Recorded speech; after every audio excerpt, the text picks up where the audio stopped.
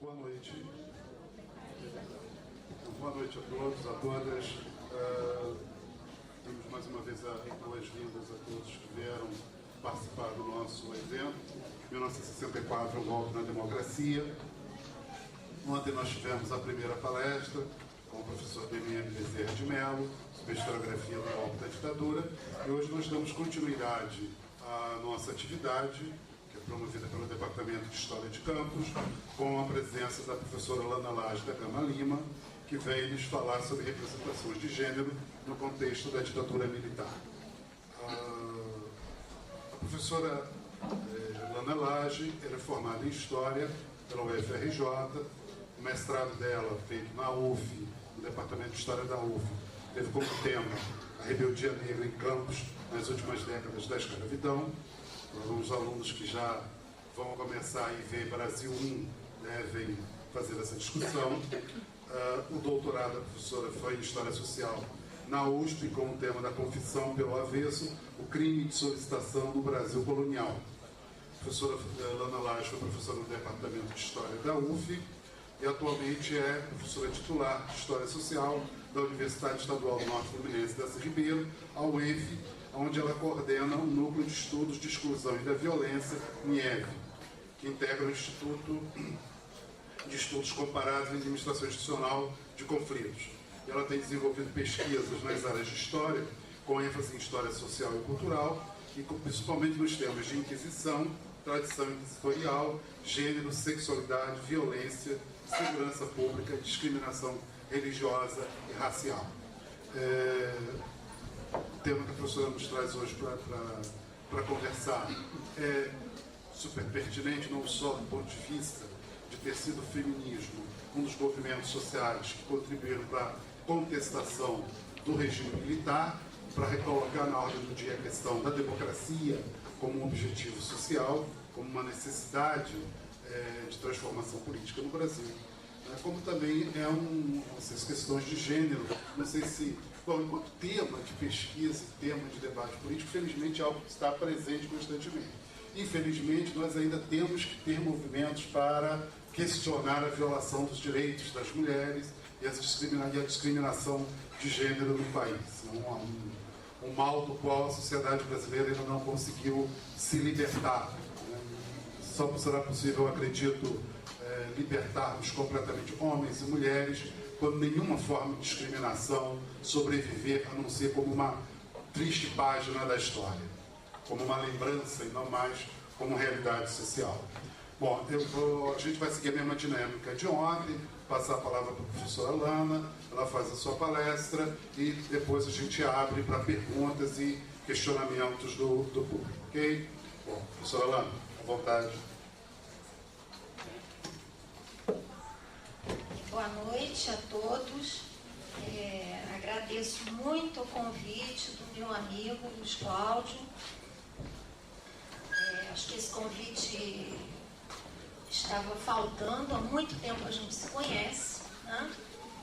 E num encontro da Associação Nacional de História tivemos a oportunidade de trocar algumas figurinhas sobre nossas pesquisas e estamos agora iniciando de fato uma parceria, né, que eu espero que dê outros frutos.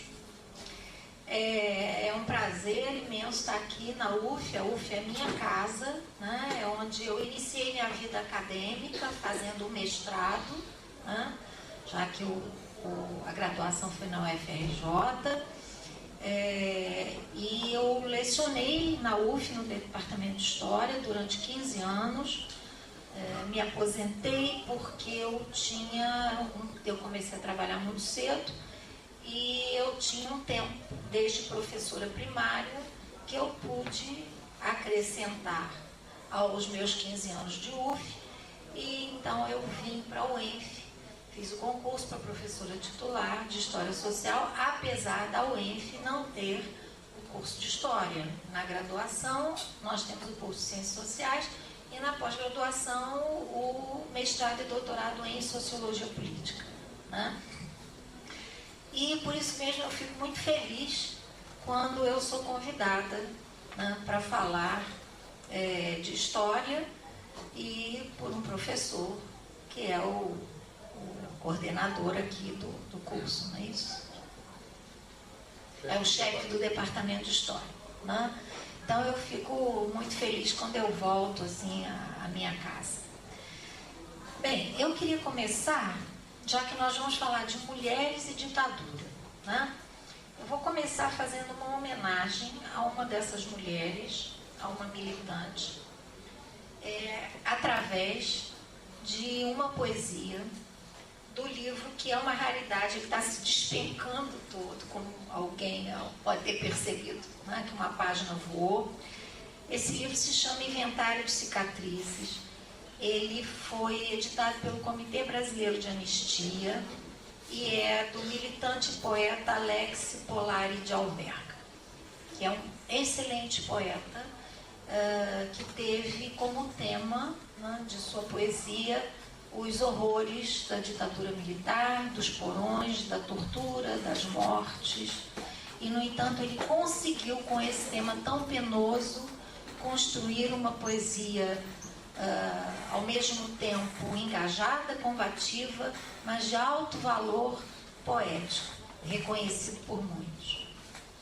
Essa poesia se chama Requiem para uma Aurora de Carne e Osso, e é em homenagem a uma militante que morreu sob tortura.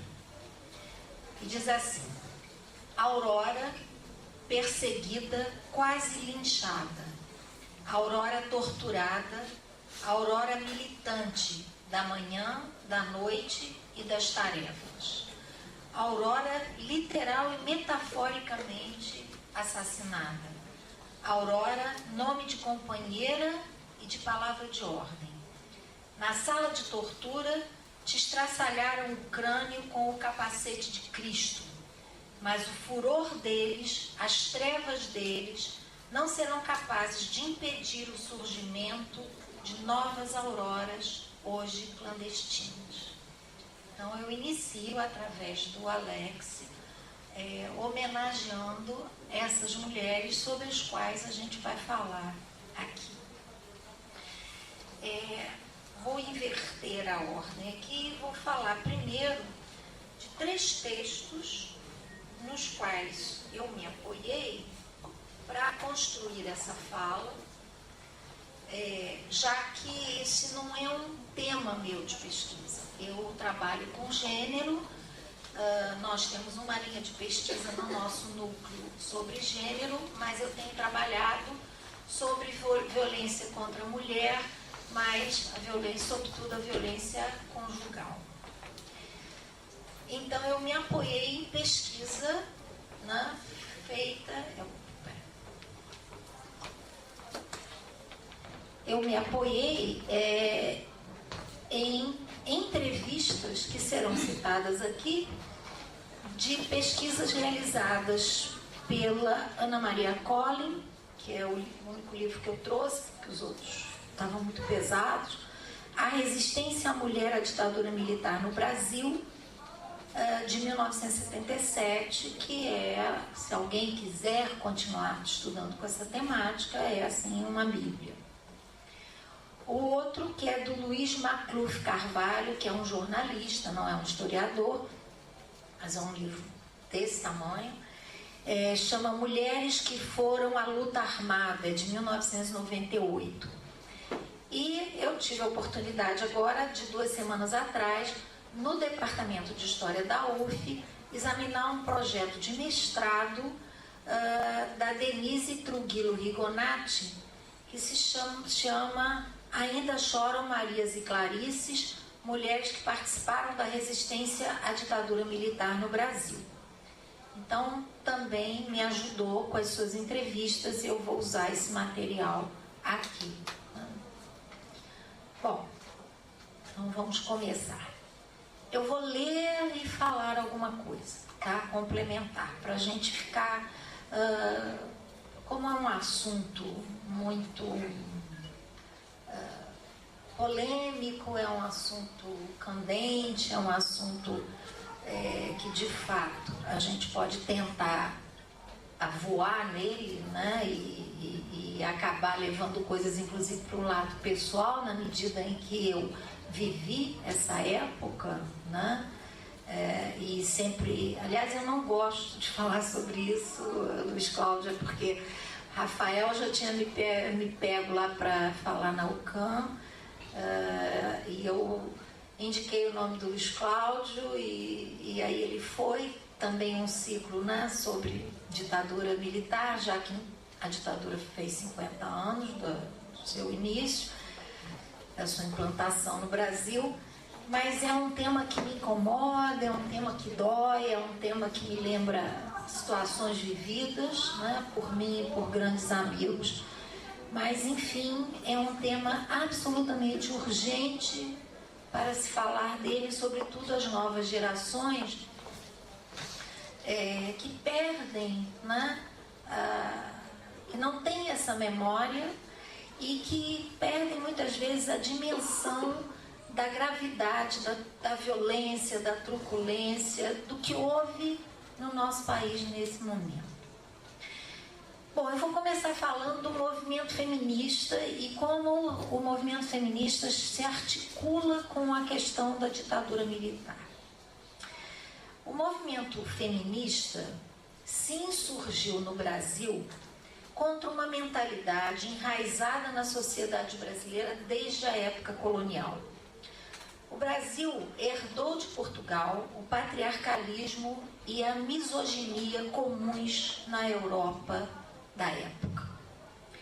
E ainda que o patriarcalismo, como modelo de estrutura familiar, não correspondesse às formas de organização familiar de trabalhadores livres, de forros e escravos, isto é, nem todas as famílias coloniais se estruturavam como as famílias da Casa Grande, ele permaneceu como um modelo de relações familiares. Modelo esse que perpassou, como aponta Gilberto Freire, todas as camadas da sociedade. Assim também, a imagem da mulher reclusa e submissa não reflete o cotidiano de todas as mulheres do Brasil colonial, onde escravas, forras e brancas pobres trabalhavam e circulavam no espaço público.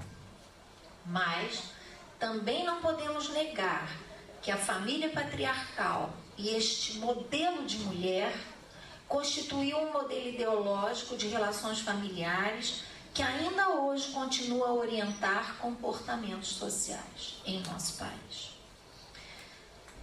Esse modelo, como falou Freire, nascido do estilo de vida das minorias dominantes, influenciou todas as outras camadas da sociedade, tendo como consequência a disseminação de um sentimento que atrelava a honra masculina ao comportamento da mulher, fosse esposa ou apenas companheira, fossem filhas.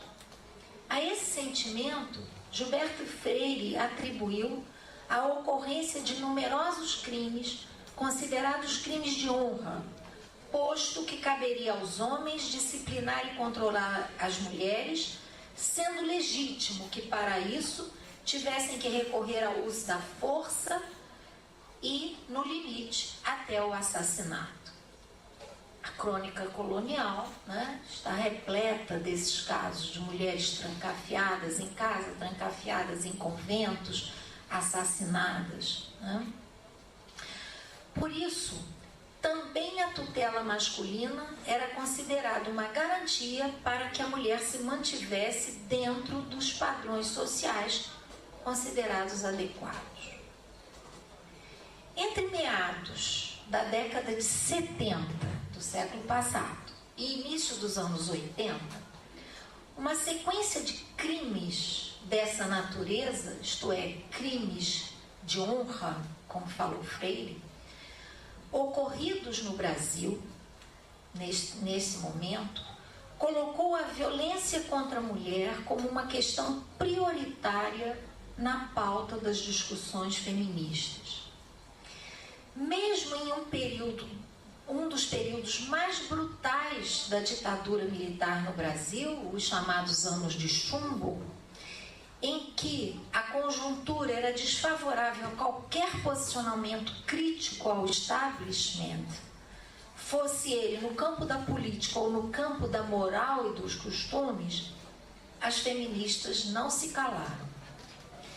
Grupos de mulheres de classe média, inspiradas na experiência norte-americana, passaram a organizar encontros em suas residências, sobretudo em São Paulo e no Rio de Janeiro, para discutir questões que afetavam o cotidiano feminino, como as condições de trabalho, o planejamento familiar, a sexualidade, as relações matrimoniais e a violência. Apesar de pequenos, esses grupos propiciaram a realização de leituras e discussões que posteriormente iriam embasar as reivindicações feministas no espaço público.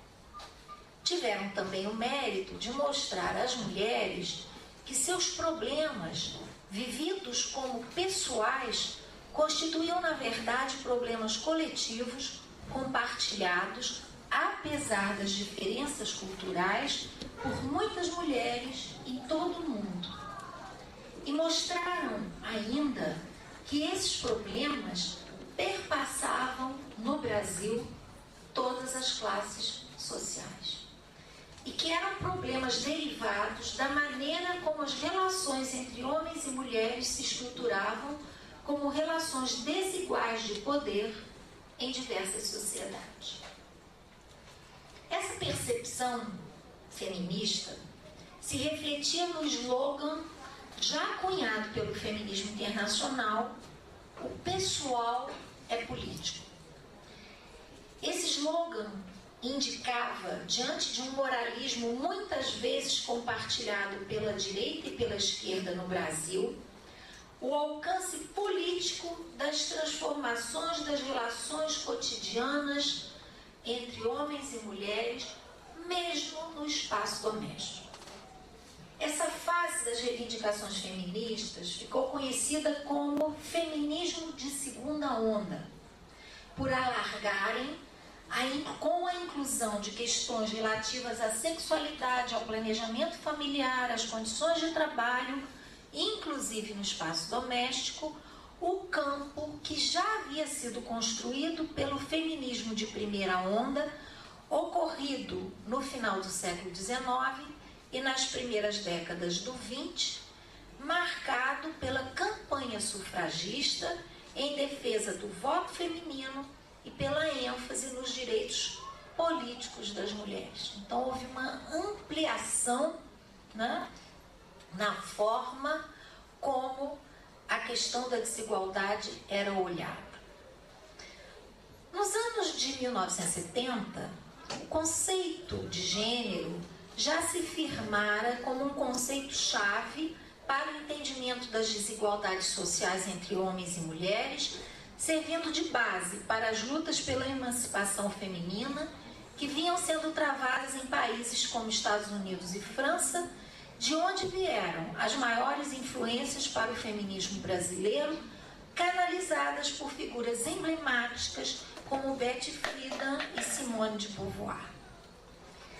Definido pela teórica Joan Scott como um elemento constitutivo das relações sociais baseado nas diferenças percebidas entre os sexos, vejam bem, percebidas e não existentes, o conceito de gênero implica na desnaturalização das relações de poder entre homens e mulheres e, uma vez percebidas como construções históricas, essas relações se tornam passíveis de crítica e de transformação. Tudo que é histórico pode mudar. Assim, falar de relações de gênero significa perceber que a forma como se estruturam as relações sociais entre homens e mulheres decorre de fatores sociais e não são determinados pela natureza, sofrendo, por isso mesmo, variações no tempo e no espaço. Embora no Brasil a década de 70 fosse marcada pela repressão da ditadura a tudo que que soasse a contestação do status quo, como era o caso do feminismo, internacionalmente, essa década foi um período muito favorável às reivindicações das mulheres. Em resposta às exigências feministas oriundas de alguns países da Europa e também dos Estados Unidos, a ONU declarou o ano de 1975 como o Ano Internacional da Mulher e os 10 anos posteriores, de 75 a 85, como a década das Nações Unidas para as Mulheres, Igualdade, Desenvolvimento e Paz. Portanto, havia um respaldo internacional para a pauta feminista. E a ONU estimulou, assim, uma série de eventos e debates em que os direitos humanos das mulheres passaram a ser conceituados internacionalmente por se considerar que a categoria de direitos humanos não era suficiente para acolher as reivindicações específicas deste grupo. Tal fato chamou a atenção para as necessidades das mulheres que não gozavam em diferentes sociedades e culturas de direitos há muito garantidos aos homens. Para vocês terem uma ideia, se no Brasil o voto feminino é dos anos 30, na Suíça, que é um país tão desenvolvido, as mulheres só vão votar nos anos 70. No que concerne especificamente à violência, o conceito de gênero serviu de base para um novo entendimento sobre as motivações e características próprias das agressões de várias naturezas sofridas pelas mulheres no seu cotidiano. Essas agressões, em que se destacavam os atos violentos cometidos por seus maridos e companheiros, foram designadas em seu conjunto pela expressão violência contra a mulher, que passou a ter uma existência política, de forma a lhes conferir um caráter especial devido à tolerância e até legitimação com que esses atos eram vistos pela sociedade a partir da naturalização das desigualdades de gênero. Também o conceito de direitos humanos das mulheres foi mobilizado nas denúncias de casos de agressões de várias espécies, referendando o direito da mulher a uma vida sem violência. Com o respaldo da política emanada da ONU, no mesmo ano de 75, apesar da desconfiança da ditadura com relação a eventos desse tipo, foi realizado no auditório da Associação Brasileira de Imprensa, ABI, no Rio de Janeiro, um congresso com o tema O papel e o comportamento da mulher na realidade brasileira, que contou com a presença de grande número de feministas de diferentes tendências políticas. O evento conseguiu tamanha repercussão que chegou a ser considerado por algumas historiadoras que estudam o movimento feminista como o marco do ressurgimento do feminismo no Brasil após o feminismo de primeira onda.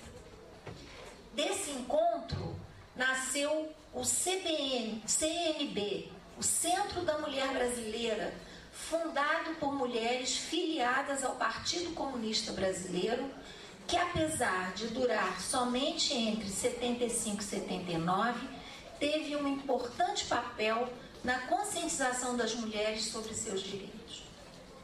Nessa época, os direitos humanos entravam na pauta dos debates sociais, acompanhando o vazamento dos casos de tortura e a luta pela anistia.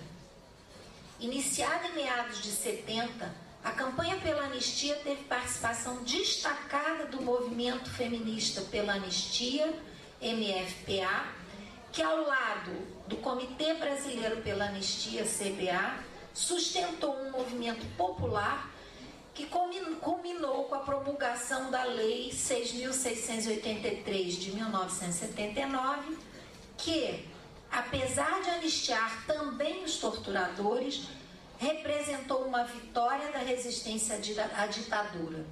Talvez a vitória possível naquele momento. uma lei que está sendo questionada hoje no contexto, né, das reuniões da Comissão da Verdade. Nos anos 80, várias organizações não governamentais foram constituídas basicamente por pessoas voluntárias que tinham em comum o objetivo de apoiar as mulheres no enfrentamento de todas as formas de violência, tais como estupros, maus-tratos, incesto, espancamentos, perseguição a prostitutas, entre outros. Essas ações abriram espaço para a participação de um número maior de mulheres, inclusive de outros segmentos sociais, além da classe média, com a participação de mulheres trabalhadoras, operárias. Essas ações abriram espaço para a participação de um número... Com a gradual abertura política, os grupos feministas foram mudando seu veículo de ação. Se antes o fechamento dos partidos pela ditadura impedira sua ação político-partidária, embora muitas mulheres tenham continuado a integrar os quadros dos partidos de esquerda colocados na clandestinidade, agora era possível criar dentro da estrutura partidária legalizada novos espaços de luta pelos direitos das mulheres, né? Ainda, né, que os partidos se resumissem a dois, PMDB e a Arena, e que à época se criticava, o povo brasileiro é sempre dado a piadas, mesmo nas situações mais críticas, e se dizia que era o PMDB, era o partido do sim, e a Arena o partido do sim senhor, né? Então, que oposição de fato não havia espaço, apesar da ditadura brasileira, diferente das ditaduras, né, do Cone Sul, dos países, né, que passaram por isso também, sempre procurou manter algumas instituições em um ar de legalidade, né? Então, as feministas realizaram atos públicos, apoiaram a candidatura de mulheres na política, criaram conselhos como o Conselho Nacional dos Direitos da Mulher, em 1985, vinculado ao Ministério da Justiça e reproduzido no nível da administração estadual, e propuseram a implantação de políticas públicas para as mulheres. Esse novo direcionamento da atuação das feministas seria fundamental durante a Assembleia Constituinte.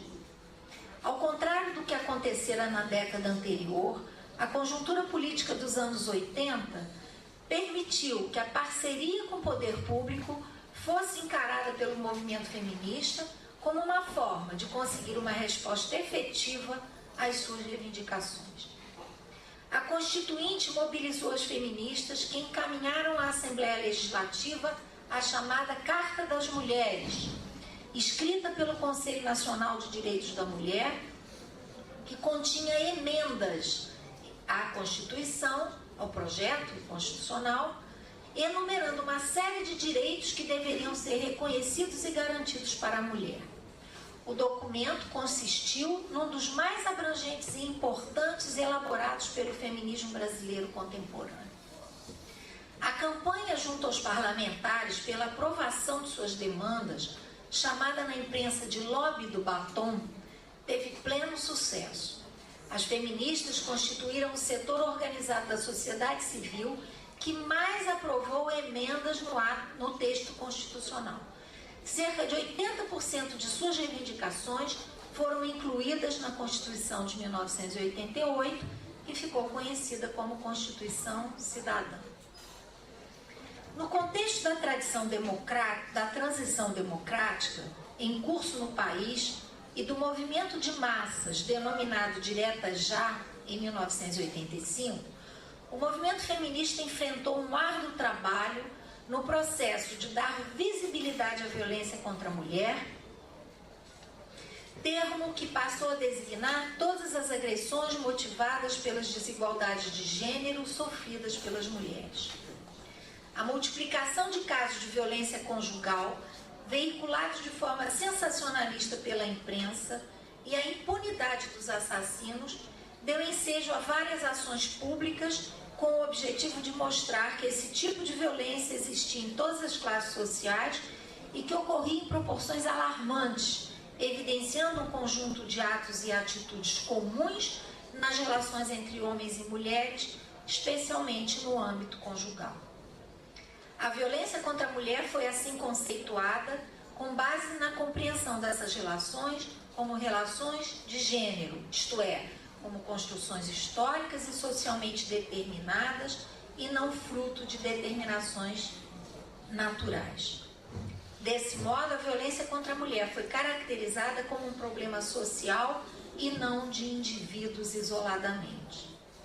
Além de continuar a denunciar os casos, acompanhar seus desdobramentos e prestar assistência às vítimas através de suas organizações, o movimento feminista nos anos 80 procurou articular-se às diferentes instâncias governamentais nos níveis municipal, estadual e federal, com o objetivo de incluir na pauta dos governos as suas reivindicações, dentre as quais se destacava a violência.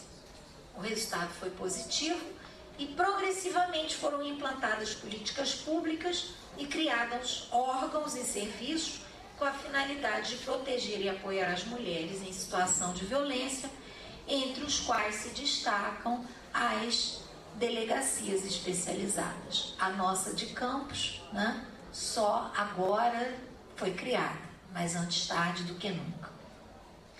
A primeira dessas delegacias foi criada em São Paulo e a partir daí se seguiram várias. Em 86 foi criada a do Estado do Rio de Janeiro, a DEAN Centro, que ainda está lá. As feministas entendiam que as delegacias, que deveriam ser a porta de entrada para a punição dos acusados, constituíam o maior obstáculo para que isso acontecesse pelo tratamento que as mulheres recebiam por parte dos policiais, que consideravam legítimo esse tipo de violência e submetiam as mulheres a todo tipo de constrangimentos e humilhações. É dentro deste quadro, portanto, que vamos abordar como as representações de gênero influenciaram a vida das mulheres na sua participação na luta contra a ditadura. Representações muitas vezes partilhadas pela direita e pela esquerda no Brasil. Então eu vou falar primeiro do machismo de esquerda. Até a década de 1950, o Partido Comunista Brasileiro, fundado em 1922, abrigou toda a esquerda marxista brasileira. A partir daí, começam, obviamente, havia outros grupos anarquistas, né, que não se filiaram ao partido. A partir daí, de 50, começaram a surgir divisões e subdivisões que deram origem à rede de organizações encontradas no período da ditadura militar. O Partido Comunista do Brasil, PCdoB, responsável, né, por boa parte da luta armada, a Ação Popular, AP, a Organização Revolucionária Marxista Política Operária, POLOP, que receberam, né, que recebeu militantes oriundos da Juventude Universitária Católica, JUC, e da Juventude Estudantil Católica, JEC, porque havia um braço da esquerda católica, né, que era de esquerda e que combatia a ditadura, e muitos sacerdotes foram presos, torturados, né, vocês sabem disso. Então, essa rede de organizações, né, essa rede vai crescendo, e é essa rede que existe quando acontece o golpe de 64. Né? Nesta rede nós podemos contar também o Movimento Nacional Revolucionário, o MNR, que pouco se fala dele, mas que era um grupo de militares que apoiava João Goulart e que foram contrários ao golpe. A primeira limpeza ocorreu dentro dos próprios quartéis. Em fins de 60, com o fechamento político efetivado pelo AI-5 em 68, essas organizações, já na clandestinidade, partiram para a luta armada, destacando-se a Aliança Nacional Libertadora, liderada por Carlos Marighella, antigo militante do PCB, e a Vanguarda Popular Revolucionária, VPR, liderada por Carlos Lamarca. E ainda, né, a VAR Palmares, que foi a fusão da VPOR e do Colina VPOR, que é o movimento, a VPR e do Colina, que é a Vanguarda Popular Revolucionária, e do MEP, o Movimento de Emancipação do Proletariado, que criaram então a VAR Palmares, que foi também uma organização que se destaca na guerrilha. Com o AI-5, e sobretudo após o sequestro do embaixador americano, trocado por 15 presos políticos, se iniciam os anos de chumbo, marcados pela tortura e desaparecimento de pessoas, militantes ou não, e pelo estabelecimento das penas de morte e banimento com a nova Lei de Segurança Nacional. Esse contexto, inclusive o sequestro do embaixador, né, aparece em vários filmes nacionais, há uma filmografia, né, o que é isso, companheiro, a partir do livro do Gabeira, né, que estava entre os sequestradores. Enfim, existe bastante fonte, inclusive reconstituições, né, filmográficas, etc., desse momento. A esquerda, além de enfrentar a repressão, enfrenta um processo de dissidências, com a criação de novos grupos. O Partido Comunista Brasileiro Revolucionário, PCBR, fundado por Mário Alves Jacob Gorender, um historiador também, né, e Apolônio de Carvalho. O Movimento Revolucionário 8 de Outubro, o famoso MR8, a POLOP, que se divide em Colina e em Vanguarda Popular Revolucionária, VPR, e Movimento de Emancipação do Proletariado, MEP, a VAR Palmares, que é a fusão do VPR e do Colina, entre outros. Então, vejam bem, no momento em que recrudesce a violência do Estado, a esquerda está se dividindo. Está se dividindo e está discutindo os caminhos possíveis para a revolução socialista / comunista no Brasil. Então, há toda uma discussão sobre estratégias, sobre alinhamento internacional, né, com a China, com a Albânia, com a União Soviética. Então, a esquerda está enfraquecida e dividida diante dessa ação violentíssima por parte do Estado. A juventude universitária militava em todas essas organizações, dedicando sua vida e sua morte à política. Né? A universidade que eu conheci como graduanda era muito diferente da universidade que vocês conhecem hoje. Incluindo aí as mulheres, no momento em que o feminismo reivindicava a igualdade de gênero. A sua participação, a participação das mulheres em si mesma, já constituía uma ruptura com os padrões morais e de comportamento impostos a elas. Mas a relação estabelecida com seus companheiros de luta muitas vezes contrariava o que deveria ser um passo para a efetiva igualdade entre homens e mulheres. Como afirma Ana Maria Collin, nas questões de moral e comportamento, a esquerda era conservadora e as mudanças eram vistas como sintomas da decadência da burguesia. Ana Collin conta um caso de uma militante do PCB, partidão, que, eleita delegada para um congresso do partido, foi vetada por 2 bases do Recife porque não era virgem. Depoimentos de militantes narram as dificuldades para ascender a posições de comando nas organizações de esquerda e o papel de tarefeiras atribuídos às mulheres, como afirma Vitória Lavínia Grabois Olímpio, que participou da guerrilha do Araguaia, que aconteceu entre 72 e 74.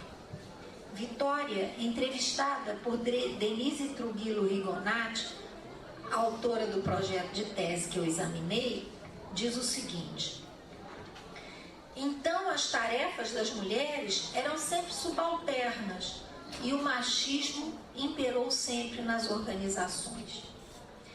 As militantes narram também o preconceito contra aquelas que trocavam de parceiros entre seus companheiros, embora os relacionamentos afetivos e sexuais tenham sido frequentes entre os militantes, mas também havia um patrulhamento sobre essas mulheres nas suas relações. Vitória conta o caso de uma militante que tinha fama de ter transado com todo o comitê central do PCdoB e que era considerada por isso puta e sofreu um processo de expulsão do partido. Aponta que esses preconceitos, por vezes, eram partilhados pelas próprias mulheres militantes. Eu acho, afirma, que apesar de que minhas companheiras foram lutadoras, vieram da luta armada e tal, ainda tinha um resquício de machismo. Né? Machismo não é privilégio de homens. Né? Machismo é um pensamento dominante que atinge a todos. Assim como o feminismo, assim como a feminilidade é histórica e social, né? Também o machismo é histórico e social. Não basta, né, se ter o sexo biológico feminino para que se abrigue, né, críticas e uma visão feminista do mundo.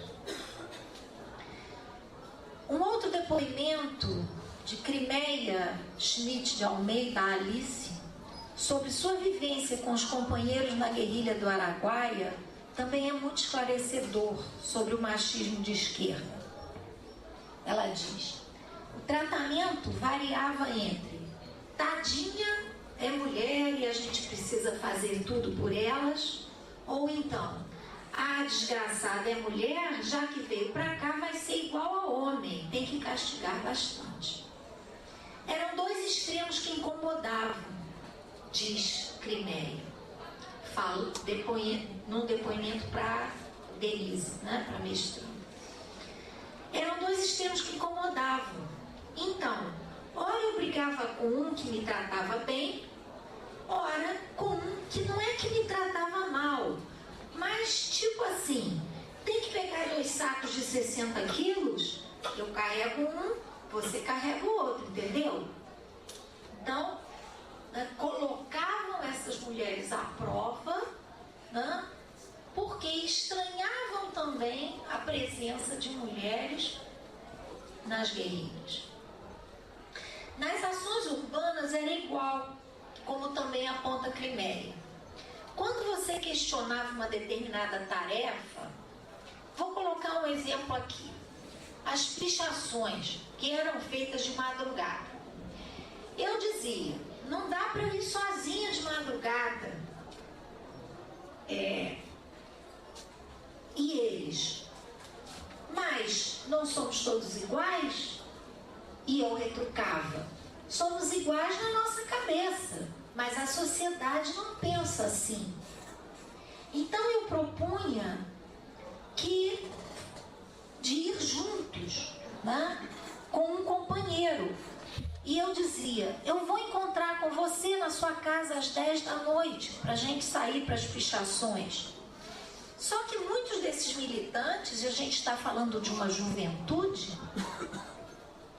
né, moravam com os pais. E os pais não sabiam dessas atividades.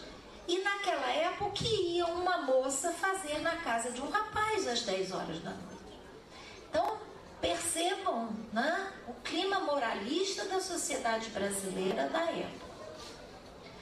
Esse diálogo, então, mostra que o discurso feminista e a presença feminina em atividades consideradas masculinas incomodava também os militantes da esquerda, homens, e sentir o clima moralista da época, que tornava as relações entre homens e mulheres muito complexas dentro da militância política da esquerda.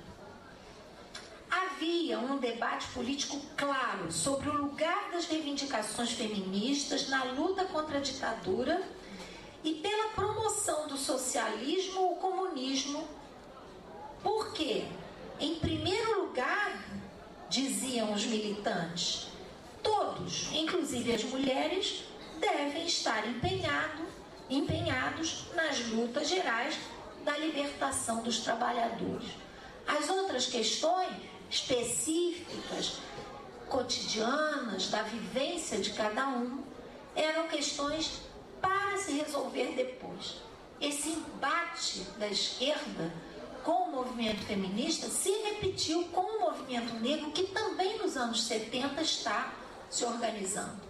As questões raciais, o racismo, etc., as questões do lugar do negro na sociedade brasileira, isso se vê depois. Primeiro vamos fazer a revolução de todos. E isso era uma discussão teórica, partidária, que levava horas e horas e horas, né? Essa posição era criticada pelas feministas de esquerda, que queriam colocar suas questões na pauta revolucionária, lutando para isso dentro das organizações de que participavam.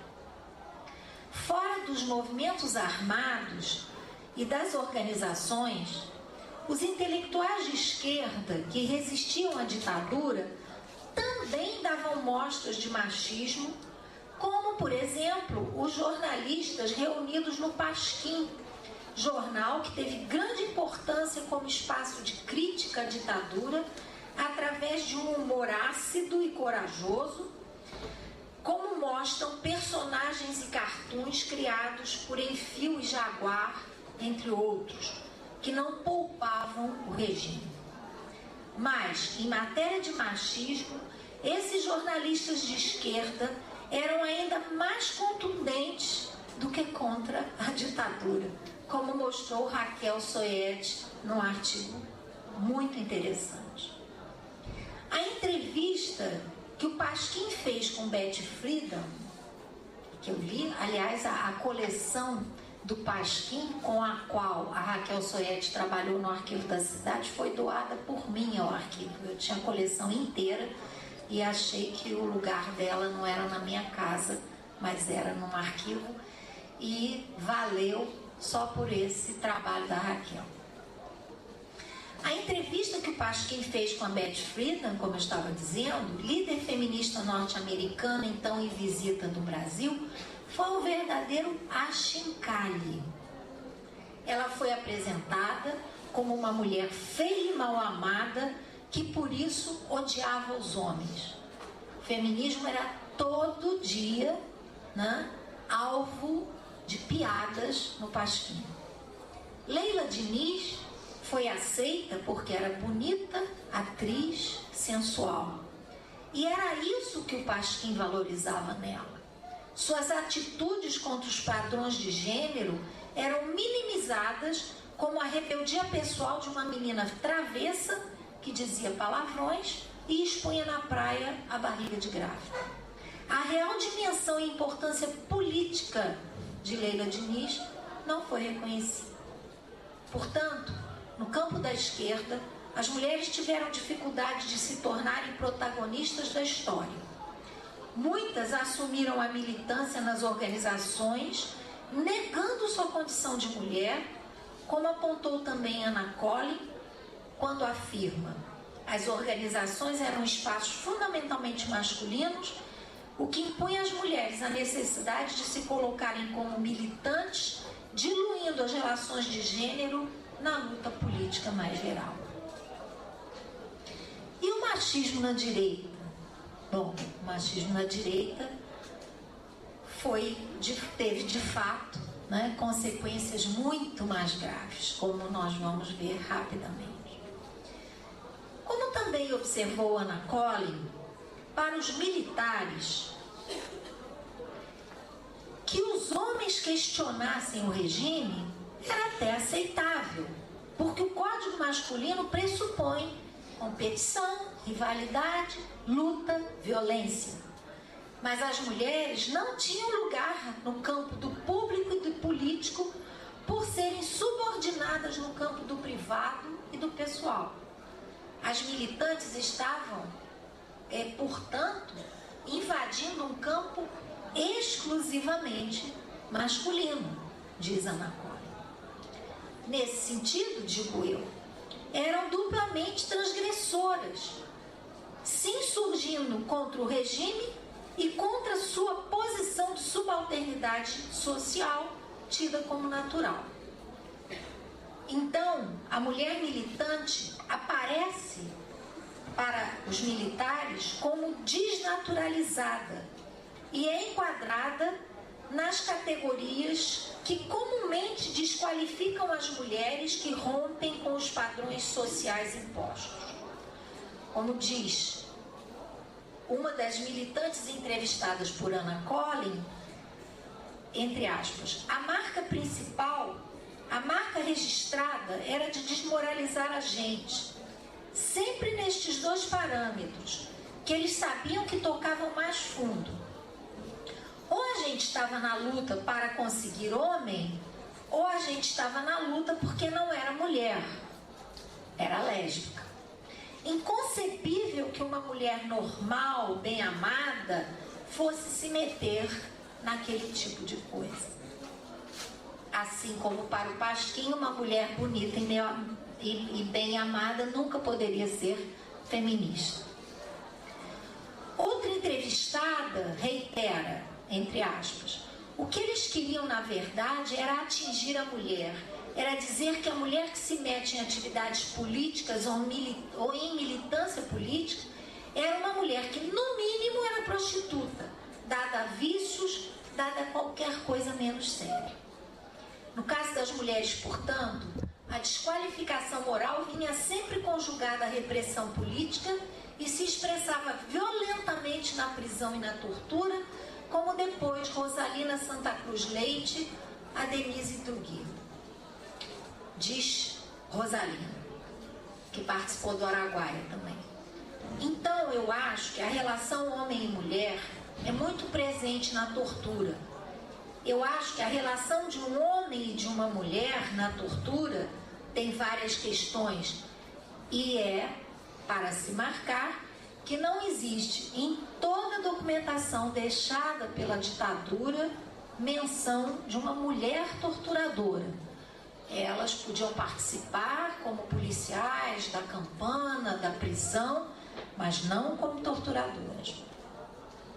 Então, nessa relação da tortura, sempre entre homem e mulher, no caso das mulheres, sempre com um homem, né? Diz Rosalina: primeiro, você está vivendo uma relação onde o torturador faz a figura do teu pai, do teu marido, do teu irmão, dos teus homens. Que ele é o homem que te tortura e ele usa isso.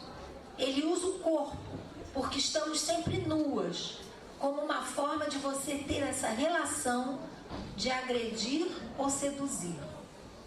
Rosalina não foi estuprada como tantas, mas também sofreu tortura de natureza sexual. E é ela que conta. Me punham para andar no quartel. Teve hora que me puseram quase como se fosse um corredor polonês. Eu nua e todo mundo gritando. Que mulher magra, como não tem peito, onde é que está a bunda dela? Isso tudo é uma coisa muito insuportável para algumas pessoas.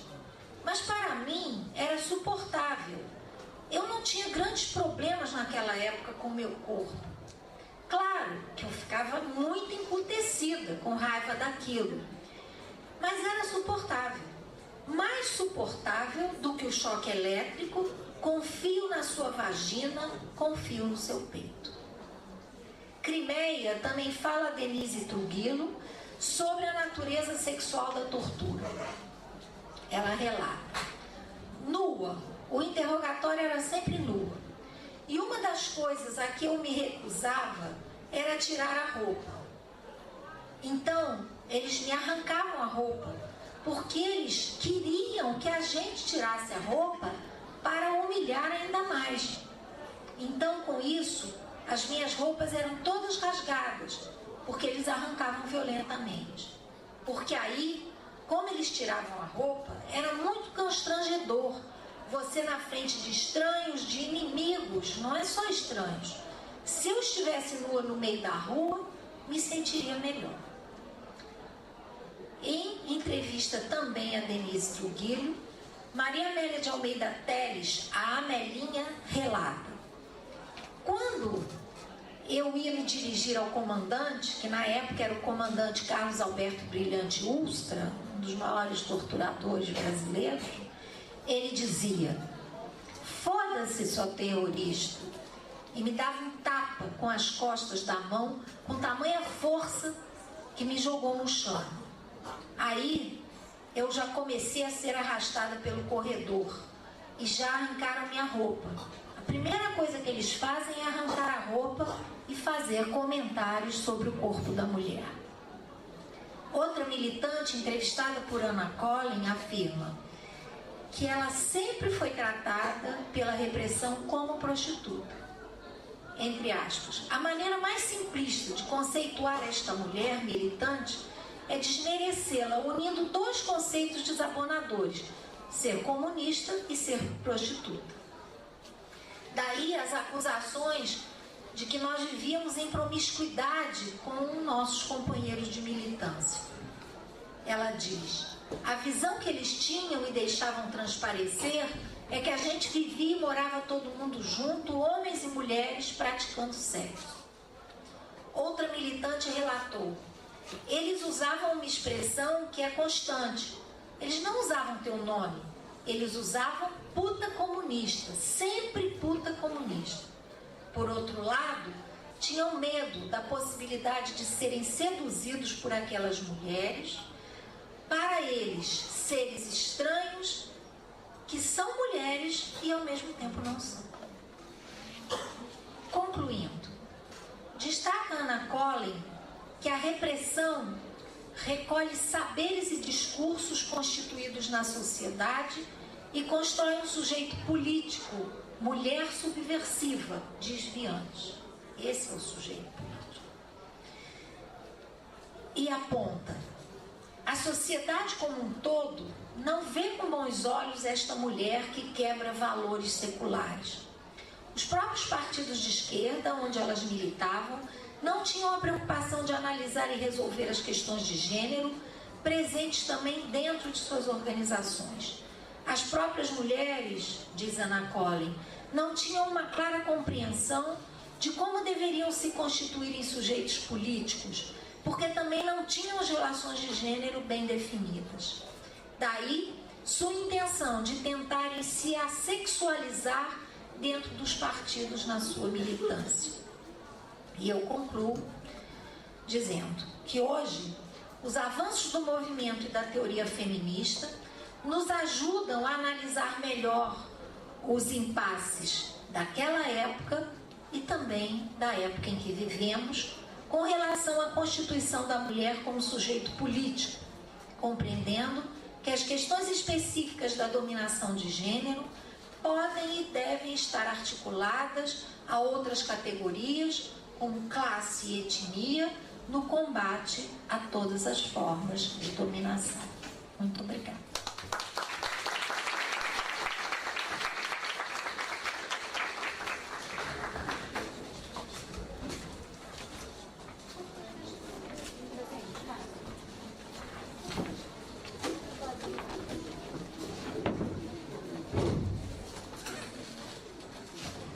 Bem, nós agora vamos dar prosseguimento, entrando na fase das perguntas, dos comentários, enfim, da participação do público.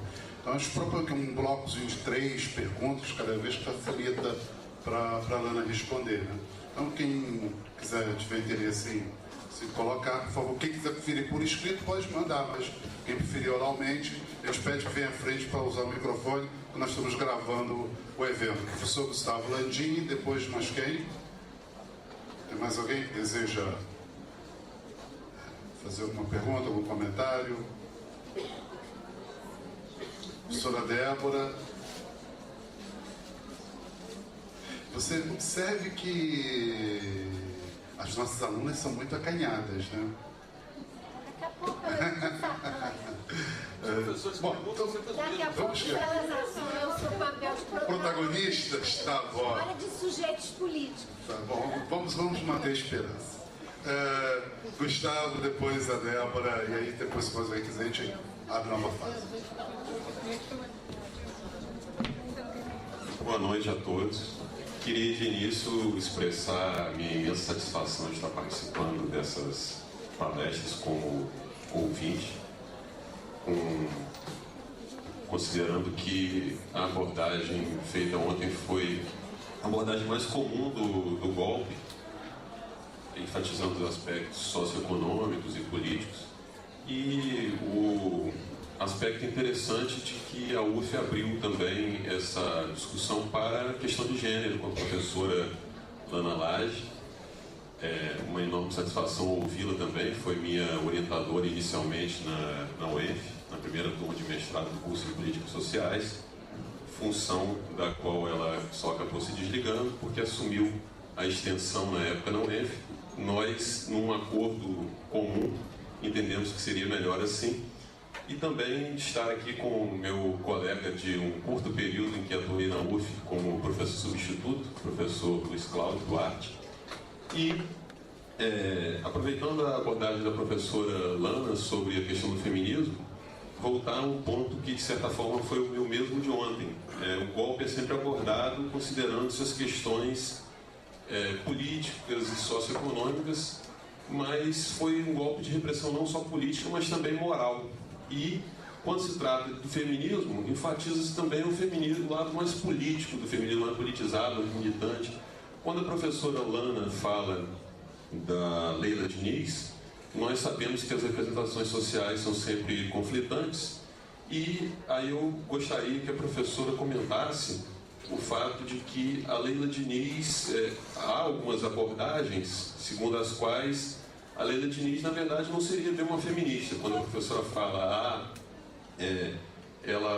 o lado político dela não foi devidamente explorado pelo Pasquim, mas muitas vezes ela é considerada uma mulher de comportamento liberal, que para a esquerda, na verdade, seria uma manifestação apenas mais burguesa, de classe média, e que acabou se tornando um ícone pelas suas atitudes, mas também pela morte precoce, atitudes que eram típicas de um grupo do qual ela fazia parte, que incluía também Marieta Severo, por exemplo, e pela esquerda era vista como um comportamento meramente burguês, né? É uma questão menor esse feminismo, que cresceu depois da morte dela, não era nem visto como uma atitude política na época. Queria que a professora explorasse esse tipo de abordagem a respeito dessas representações a respeito do feminismo encarnado pela Leila Diniz. Obrigado. A professora Débora.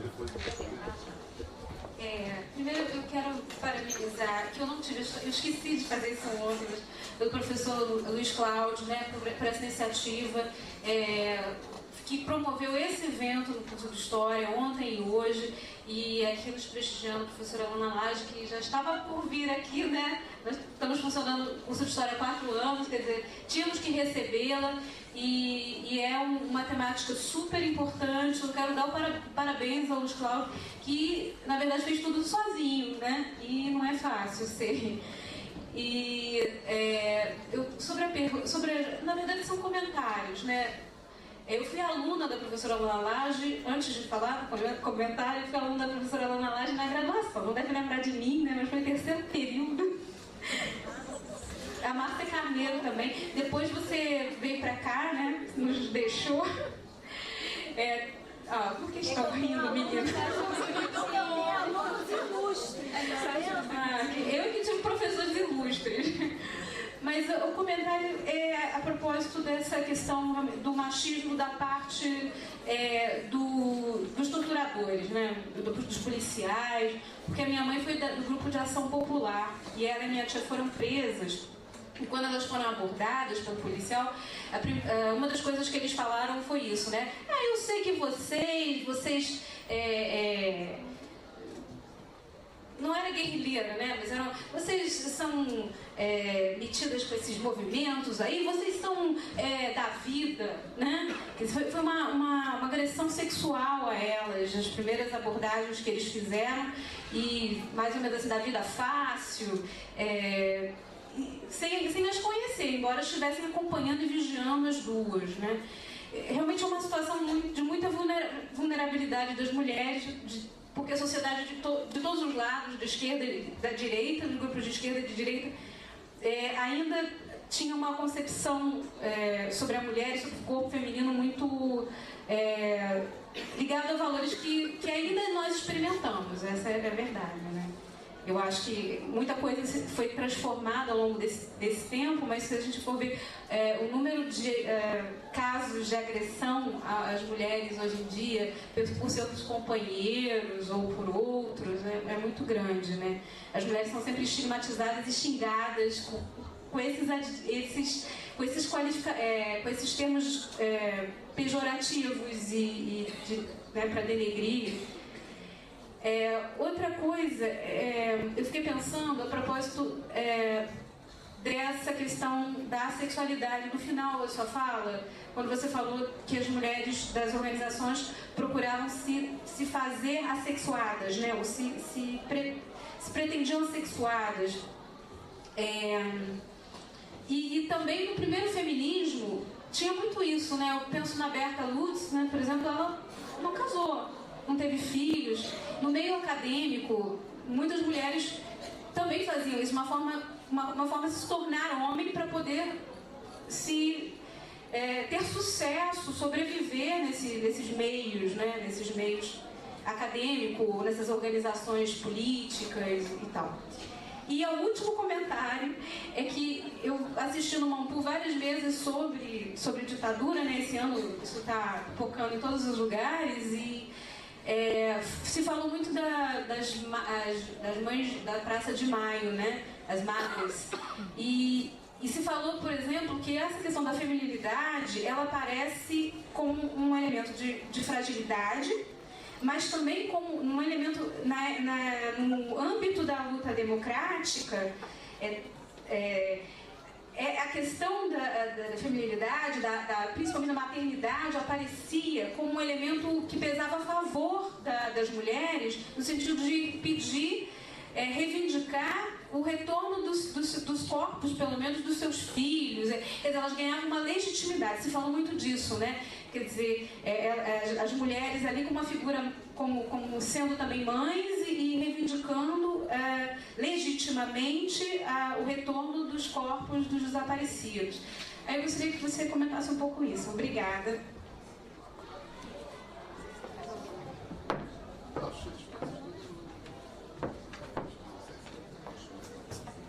Bem, o Gustavo, né? Quer dizer, de fato, eu queria justificar isso melhor, Gustavo. Eu não fui assumir a extensão, eu fui implantar uma pró-reitoria de extensão, de repente diferente, né?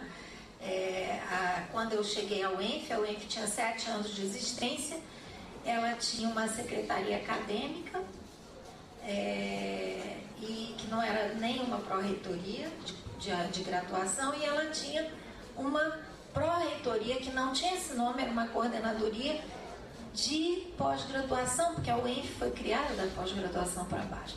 Então, na verdade, não foi só assumir, né? Foi implantado, a partir de uma sala vazia, uma pró-reitoria, aí realmente eram 24 horas por dia. Bom, mas eu lamento ter perdido você, mas acompanho... Sei por onde você está andando por aí, né?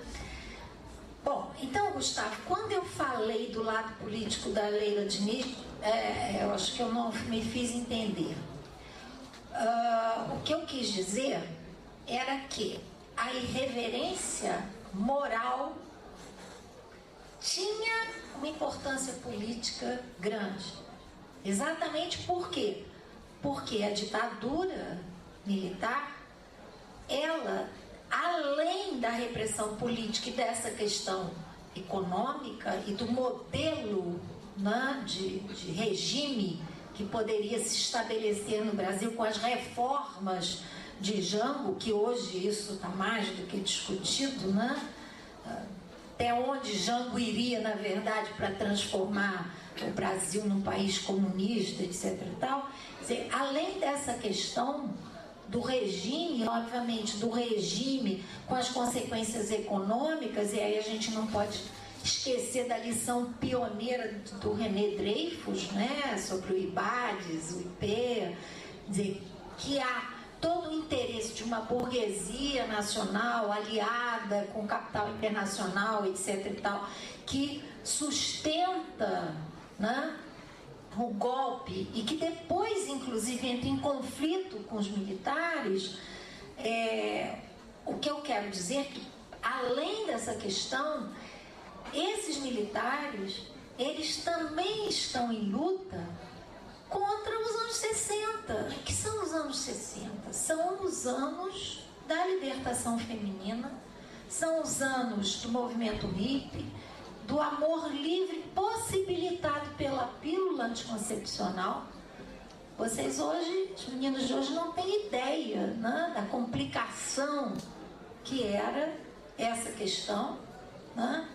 Então, o que eu quis dizer não era que a Leila Diniz tinha uma consciência política. Eu quis dizer o seguinte: o comportamento irreverente, etc., dela, né, que era comum a um grupo da Zona Sul, etc., e tal, do Rio de Janeiro, a uma classe média alta e tal, afinada, né, com movimentos também em outros países, etc. e tal, tinha uma dimensão política nesse sentido que foi, na entrevista dela no Pasquim, completamente diluído. Quer dizer, você tinha época, na verdade, vamos pensar aqui, né? Você tinha uma grande discussão que perpassava a questão político-partidária teórica, e eu quero lembrar vocês que essas dissidências todas, com essas 500 siglas, né, essas dissidências, elas partiam também de visões teóricas sobre quais seriam os rumos da Revolução Brasileira, né? Quer dizer, o PCdoB, quando rompe com a linha soviética do partidão, né? A questão do foquismo, quando se parte para a luta armada, quando você tinha uma visão ancorada no marxismo stalinista, da questão dos 5 estágios, que o próprio Marx diz que nunca, isso tem uma carta de Marx, que tem naquela coletânea História do Marxismo, acho que é no volume organizado pelo Pierre Vilar, se não me engano, tem uma carta de Marx que ele diz: eu nunca falei que todos os povos do mundo têm que passar pelo escravismo, feudalismo, capitalismo, para chegar à sociedade primitiva, escravismo, feudalismo, capitalismo, para chegar ao socialismo. Eu nunca falei isso. Eu falei que eu vi isso na Europa, que foi, e Marx era um historiador. Aliás, Engels ainda era melhor que ele, né? mas também era um historiador, né? O 18 Brumário. Então, no Brasil, você tem várias interpretações de historiadores de esquerda dizendo que o regime de capitanias hereditárias era feudalismo. Por quê? Porque se não tivesse feudalismo, não tinha capitalismo. Se não tivesse capitalismo, não ia ter socialismo nunca. E há toda uma linha dentro do Partidão de fortalecimento da classe operária para depois fazer a Revolução Comunista. Contrário à linha chinesa e da Albânia, que diziam, não, vamos fazer pelo campesinato. Quer dizer, o que eu quero dizer? Havia uma série de discussões, inclusive de fundamento teórico, e havia também uma discussão moralista da esquerda que via esse tipo de comportamento das feministas, da Leila Diniz, do Caetano Veloso, do Gil, da Gal, da Tropicália, como algo que fortaleceria, na verdade, a ditadura. Então, quando eu falo lei da Leila Diniz, eu é que estou atribuindo ao seu comportamento uma conotação política, na medida em que, assim como é o tropicalismo, Ana Laje, você pode ter outras pessoas com um passado na esquerda como o meu que vão dizer não, né? Que o que mais ou menos se colocava o seguinte: a linha que nasceu no Teatro Opinião, com o show Opinião, que seria a valorização da cultura brasileira, a valorização do samba. Por que hoje, para essa juventude, parece uma coisa maluca? Por que colocar uma guitarra numa música, como fez Caetano no festival, foi uma polêmica política? Então, eu é que estou atribuindo ao feminismo de segunda onda, vou puxar a sua questão, quer dizer, eu estou atribuindo a Leila Diniz um paralelo com o feminismo de segunda onda. Por quê? Porque o feminismo dos anos 20 não questionou o lugar da mulher dentro de casa, submissa, casou virgem, vai permanecer, né, fiel, etc. e tal. Esse papel, né, esse papel da mulher no âmbito das relações domésticas não foi questionado, ao contrário. Não, o papel político das mulheres era referendado exatamente por sua posição dentro de um modelo de mulher, que é o modelo da mulher, da família, etc., que vem do modelo patriarcal. Então, eu que estou atribuindo isso. Então, o que eu acho é que o Pasquim contribui na entrevista a mostrar essa Leila Diniz, debochada, etc. e tal, mas que é uma mulher bonita, que é uma atriz, e não abrindo espaço, né, para uma leitura da importância que os hippies também vão ter nesse contexto. Por isso que a Tropicália é criticada pela direita e criticada pela esquerda. E isso era uma questão discutida, né, dentro das universidades, e era uma questão de vida ou morte, porque era uma questão para onde você ia se alinhar. E dependendo do lugar onde você se alinhasse, você podia, né, morrer rapidinho, como muitos morreram. Quer dizer, é uma época, né, em que ao mesmo tempo você tem esse conservadorismo da sociedade inteira, da esquerda e da direita, você tem um movimento feminista de segunda onda que se insurge contra essa subordinação e esse tipo de sexualidade que é imposto às mulheres, né? Nos anos 60, você casava virgem. E isso se reflete na militância das mulheres e se reflete na forma como elas são, e aí eu já estou passando para a questão da Débora, como elas são abordadas. E quando a Ana Collin diz assexuadas, e não fui eu, aí foi a Ana Collin, o outro fui eu, ela diz muito no sentido de esquecer as suas questões específicas. esquecer as questões de gênero. É assim que esse termo sexuada está ligado ao texto que eu li. Mas eu vou dizer uma outra coisa. A esquerda cobrava uma masculinização da mulher mesmo. E aí, eu vou dar um exemplo meu, depois eu vou dar um outro exemplo meu. Eu quis escrever isso, gente, para não ficar aqui um caderno de memórias, né? Então, vamos escrever. Mas, nesse caso, eu, até os 15 anos de idade, eu só andava, vamos dizer assim, dos 13 aos 15, eu andava maquiada. Na época, nosso grande modelo de mulher bonita era a mulher do Jango, Maria Teresa, que usava esmalte branco e um batom branco. Eu não saía sem estar maquiada, né?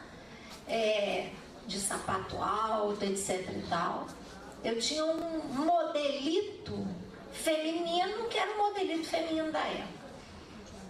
A partir daí, partindo dos 14 anos, quando eu entro na Uni, né? Entro fisicamente, né?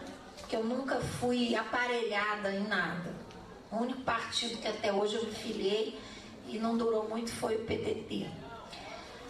Quando eu passei a frequentar a Uni, que era do lado da minha casa, eu tinha uma amiga que depois realmente entrou para a militância e foi uma das mulheres que foi trocada pelo como é o nome do homem?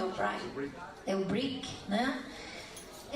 Quando ela me levou para a Uni, eu mudei o modelito dondoca, porque aquilo era mal visto ali. E depois, quando eu conheci o pai dos meus filhos, que já vinha do movimento sindical, eu mudei radicalmente. Eu cortei o cabelo desse tamaninho, eu usava uns óculos de fundo de garrafa, assim, daquela, como o da Dilma. Tem os óculos que a Dilma usava, que era aquele óculos preto. Eu andava só de calça jeans, sandália de sola de pneu, você lembra disso, que existia? Sandália de sola de pneu, né? Parecia aquela alpercata nordestina, e camisa militar. Então, isso era uma maneira de você ser reconhecida pela esquerda, abdicando de atributos femininos considerados da decadência burguesa. Não era fácil. Veja bem, a coisa é muito complicada, né? Então, se tornar assexuada significava também isso. Não só ter que esquecer, na militância de esquerda, das suas questões pessoais como mulher, como também, inclusive, com um visual com um outro modelo, né? E se dava como exemplo o quê? A China, a Revolução Cultural da China, que todo mundo se vestia igual, homem e mulher, isso que era legal, né? Só que o vestir igual não significava igualdade de fato, né? Não dava muito certo essa estratégia. Com relação às questões, né, da liberdade sexual, que a Débora também colocou, do feminismo de segunda onda, e com as questões de como a repressão e a tortura são sexualizadas e são machistas nesse sentido, eu vou contar outra história minha também, que é o seguinte. Eu estudei na UFRJ, na época áurea da repressão, e nesta época nós tínhamos grandes discussões com o pessoal alinhado ao movimento hippie, que também contestava o regime de outra forma, com drogas, com amor livre, com roupas, né, lá do Hair, pegam o filme lá, vão ver os cabelos, as roupas, né? E eu lembro que eu tinha um monte de discussão, um monte de conflitos com as meninas que andavam vestidas assim. E quando nós íamos para a grama do aterro sob o sol, como diz Gilberto Gil, nós de esquerda, com o nosso modelito militar, encontrávamos os hippies que ficavam por lá. E era uma brigalhada danada, que não, a questão era uma pessoal, eu vou resolver a minha vida depois. Se cada um resolver e mudar o seu comportamento, vai mudar o da maioria. Hoje eu vejo que essas duas coisas se complementavam, né?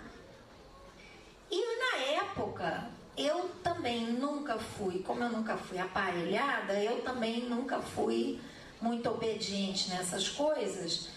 E então a gente transitava um pouco entre esse modelito militar e o modelito hippie, que era na época. E a gente tem que pensar que também, como o capitalismo come tudo, né? O capitalismo também absorveu o modelo hippie como uma moda, então virou moda, né? Você podia ser a mais careta do mundo, mas você se vestia daquele jeito, pantalona, né? Quer dizer, houve também o quê? Houve os cabelos compridos viraram moda com os Beatles, quer dizer, o poder político do movimento hippie também se esvazia, né? por essa absorção do capitalismo, que tudo vira o quê? Objeto de consumo.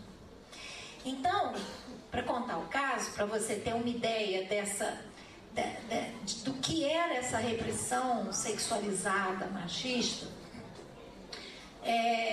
eu fazia parte de um grupo de seminário. Na época, graduação não fazia pesquisa, ainda mais naquela época, numa universidade, numa UFRJ que já tinha sido expurgada de seus grandes nomes. Bernardo, pode sair que eu vou contar de novo aquela história que eu contei no carro para vocês quando a gente foi para o Alcance. Vai ter que ouvir de novo. Então,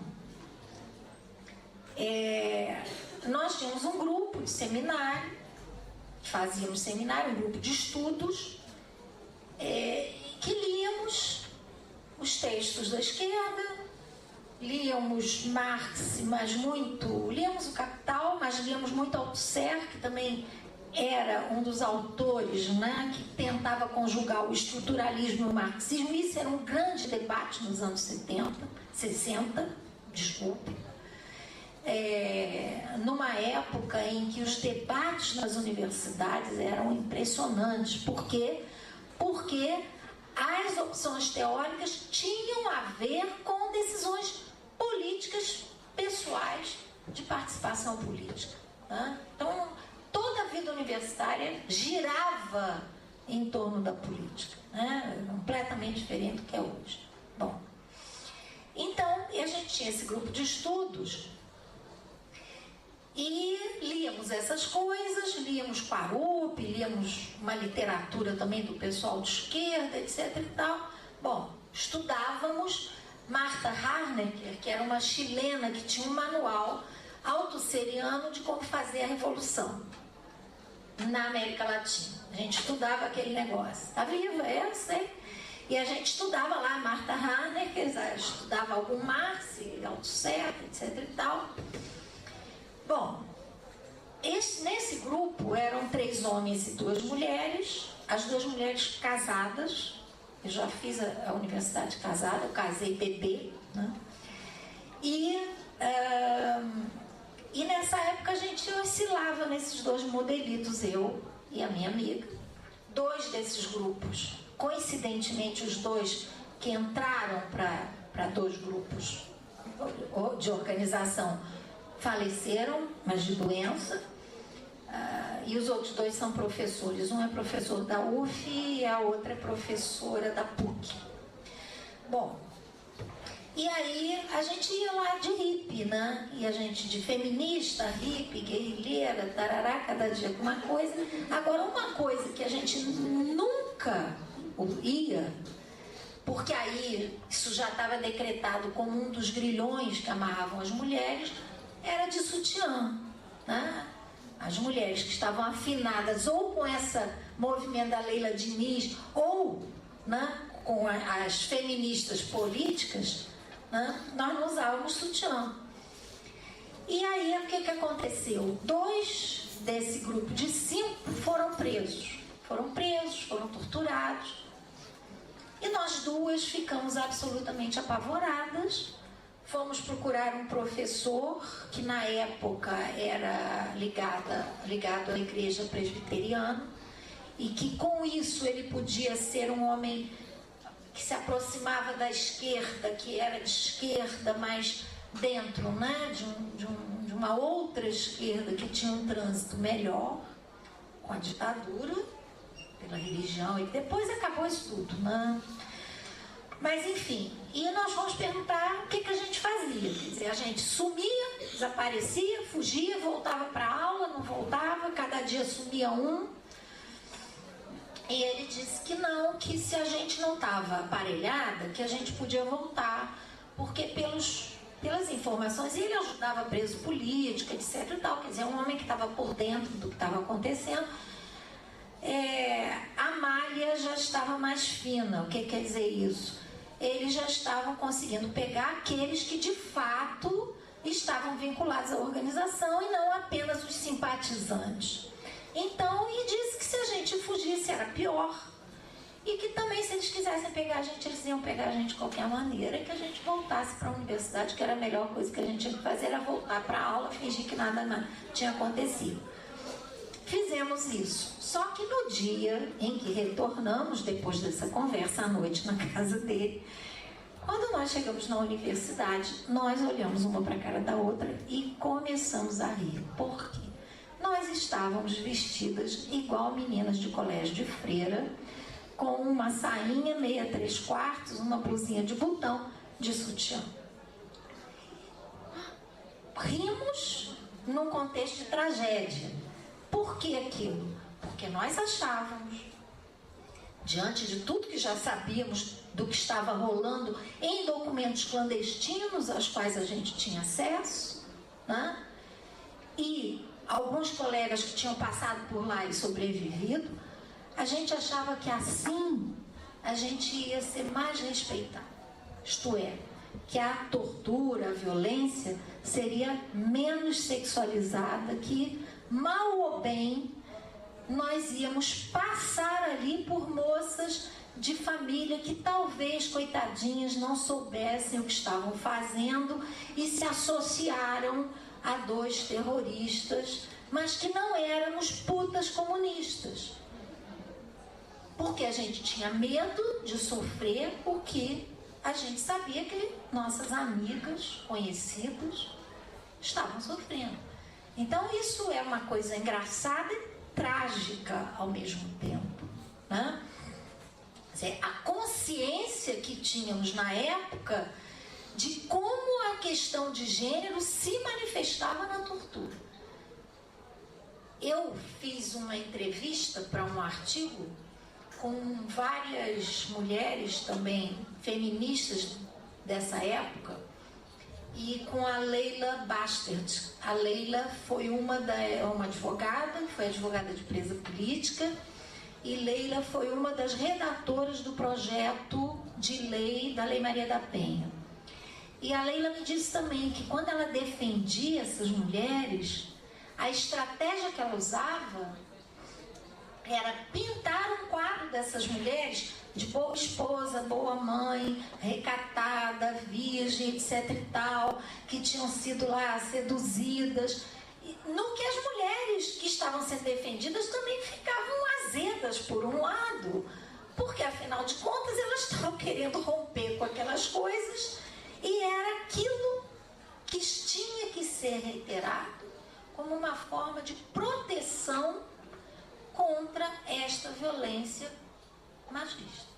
Tá? Então, é uma questão muito complexa. E a questão da maternidade, ela foi usada, né, pela ditadura de uma forma violentíssima,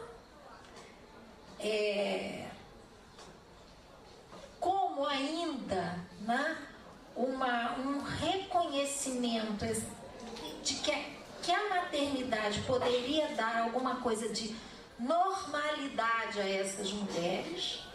Então, ameaças de tortura de filhos, filhos tomados, quer dizer, o relato de mulheres que tiveram filhos na cadeia são absolutamente aterrorizantes, né? Porque a maternidade, dentro do discurso de gênero, e aí eu não vou me deter aqui, mas o discurso de gênero, o discurso machista, ele parte de dois modelos culturais muito presentes, né, nas sociedades cristãs, que são Maria e Eva, né, que é a virgem, né, e a pecadora. E a maternidade é algo que sacraliza a mulher, que dá uma certa aura de sacralidade. Então, o apelo à maternidade às avessas, né, é uma forma de atingir aquilo que aquela mulher ainda pode ter de mulher e não de puta terrorista. Então, vejam bem, é muito mais fácil, né, você estudar as relações econômicas, políticas dessa época do que as relações entre as pessoas.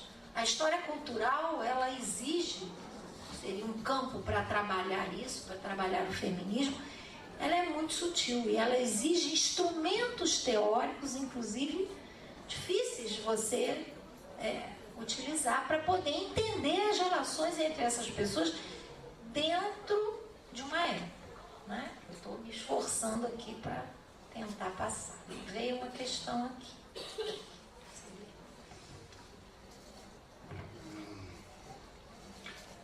Tem mais uma. Não sei se é a mesma, mas acho que não.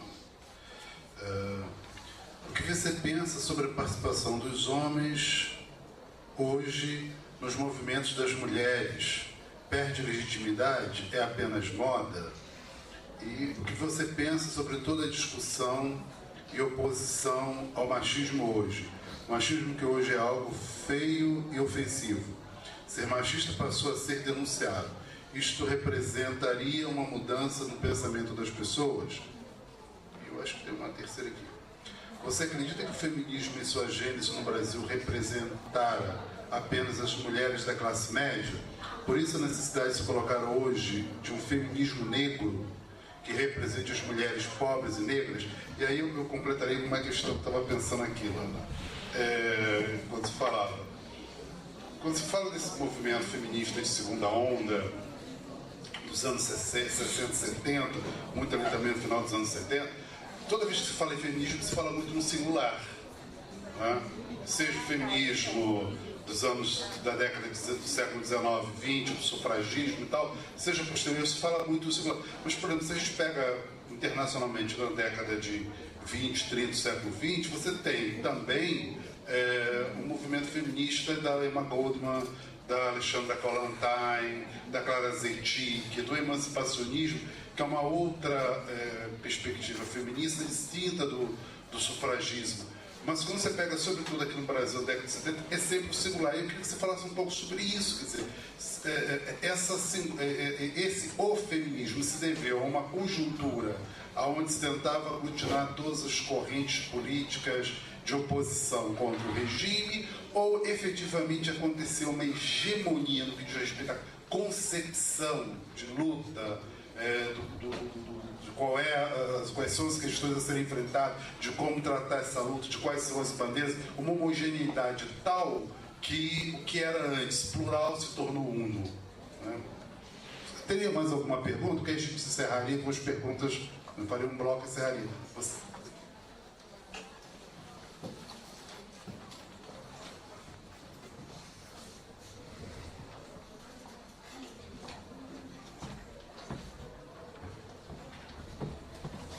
Professora, não seria exatamente uma pergunta, mas na década de 70 também outro exemplo, na verdade, outro símbolo muito grande, tal como a Leda Diniz foi a Ângela Diniz.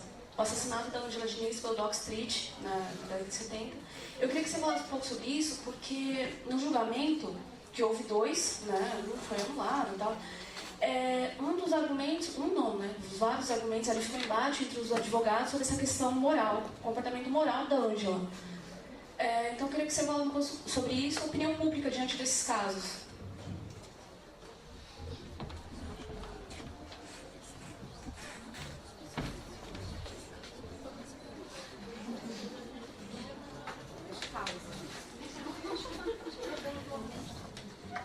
Bom, isso é uma verdadeira sabatina. Eu estou me sentindo assim, defendendo tese, né? Mas tudo bem. Bom, primeira coisa aí dos homens no feminismo. A pergunta é se é legítimo, eu não entendi bem. Se é legítimo ser moda. Se é legítimo ou se é moda, né? Olha, eu acho, como eu falei aqui, eu convivo às vezes com umas feministas, Bernardo sabe disso, que dizem assim: mas ele é mulher, como é que pode? A mulher tem essa atitude de ir contra outra mulher, etc e tal, isso é um absurdo. Aí eu acho engraçado, por quê?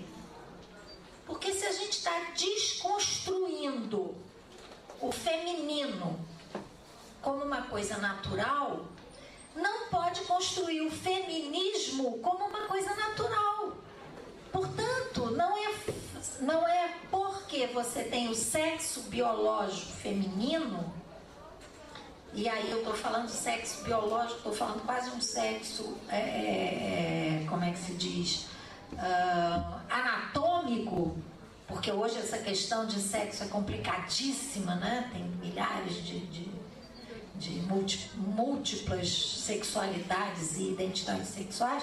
Então, veja bem, se eu estou dizendo que ser feminina, como falou Simone de Beauvoir, ninguém nasce mulher, a gente se torna mulher.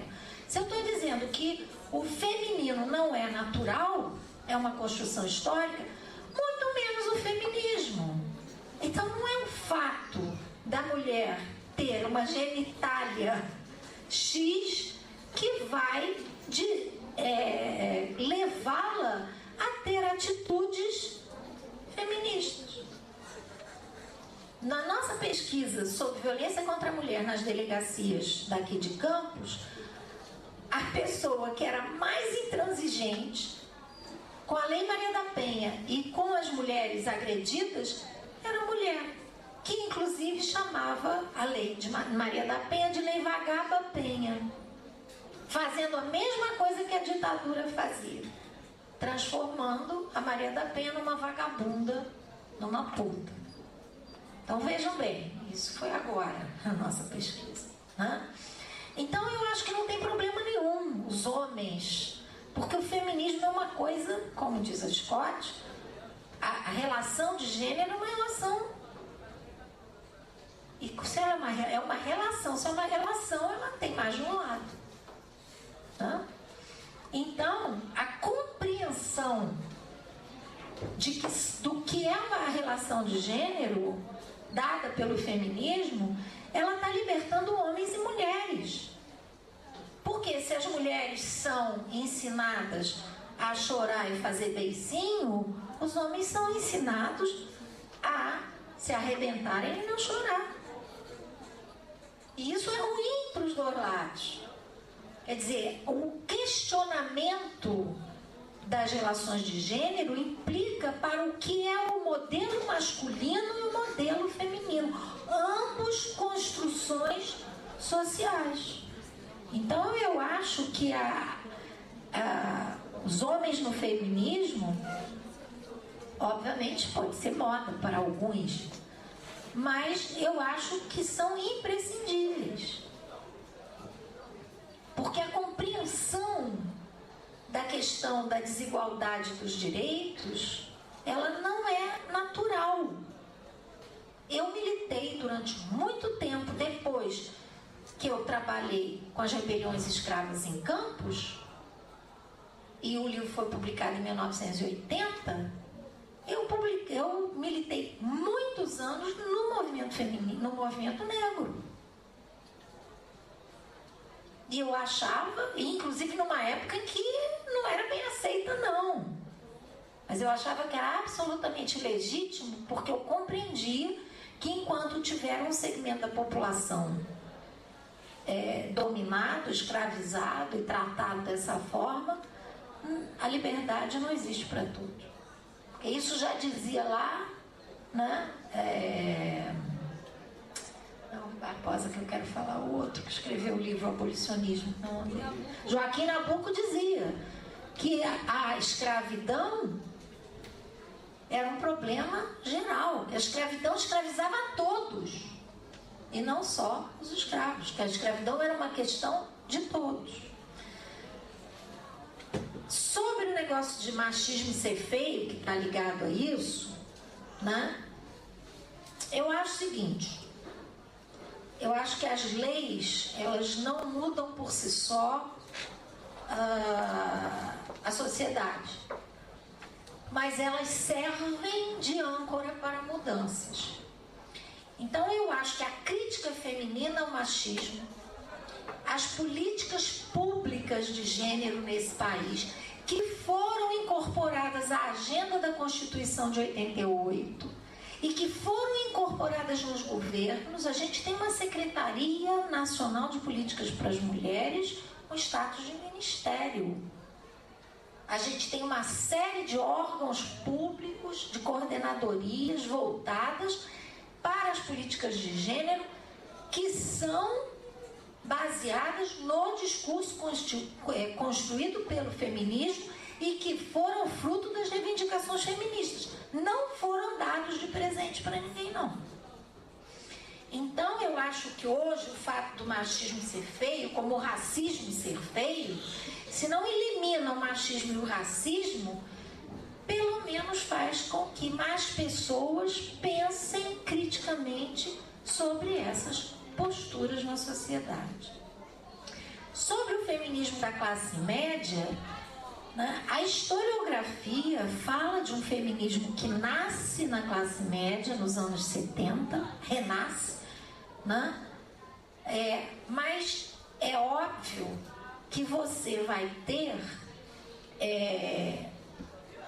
um feminismo e atitudes feministas, mesmo que não tenham uma visibilidade enquanto movimento social, nas mulheres do povo. Quando eu comecei essa aula aqui, eu disse o quê? Que o modelo de mulher no Brasil colonial não dava conta de todas as mulheres, porque estavam lá as negras de tabuleiro, as brancas pobres, as prostitutas, na rua, reivindicando seu espaço. Então, esses grupos que começam a se reunir nos anos 70 no Rio e em São Paulo são grupos urbanos de grandes cidades da classe média alta. Mas logo esse discurso ele se multiplica, e aí eu vou responder a você também. Eu acho que não é uma questão de hegemonia, é uma questão de ter como conseguir visibilidade política. E aí é uma questão de classe. Quer dizer, é quem consegue falar no jornal, quem consegue reclamar, quem consegue ser ouvido. E as mulheres de classe média, nesse sentido, abriram as portas para as outras. E eu já estou falando na questão do feminismo das mulheres negras. Então, vejam bem, eu acho que há reivindicações específicas das mulheres negras e elas têm que colocar essas reivindicações nas pautas do feminismo. Mas eu tenho, né, eu penso que todos esses interesses, eles devem ser colocados numa pauta dentro do movimento social. De classe, de etnia, de gênero, etc. e tal. Mas as questões comuns devem ser preservadas. Por quê? Porque senão não se faz política pública. A minha experiência do Fazendo Gênero, que é um congresso que ocorre, né, de 2 em 2 anos em Santa Catarina, na Federal de Santa Catarina, que é fantástico. E a minha experiência da conferência para políticas para as mulheres, que eu fui na segunda, é que, assim como está acontecendo com o movimento gay, eu acabei de examinar uma tese agora interessantíssima sobre esses grupos universitários em Juiz de Fora, que estilhaçaram, né,